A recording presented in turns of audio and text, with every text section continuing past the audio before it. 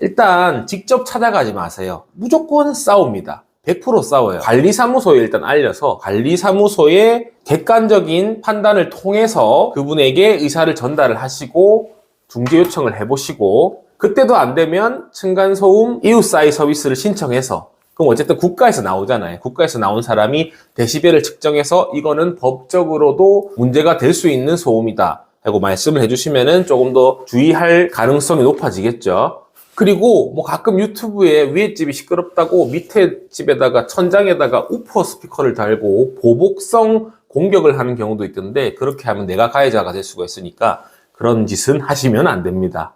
그렇게까지 했는데도 안 되면 공동주택관리분쟁조정위원회라는 곳이 있습니다. 여기도 국가기관이에요. 뭐 소송비가 따로 들어가는 것도 아니고 국가에서 제도를 마련해놨고 해결을 좀 원만하게 해줄 수 있는 그런 기관이라고 보시면 되고요. 마지막 수단은 이제 소송이겠죠. 아까 말씀드린 유의미한 판례도 있으니까. 왜냐면 그 변호사를 선임을 해서 소송을 하는 것도 좋겠지만 항상 소송은 실익이 있는 소송이 되어야 되는데, 아까 유의미한 판례가 위자료 300만 원이면 변호사 비용보다 안 나올 거예요. 그렇기 때문에 내용 증명으로 한번 의사를 뚜렷하게 전달하는 것도 좋은 방법이 될 거라고 생각을 합니다.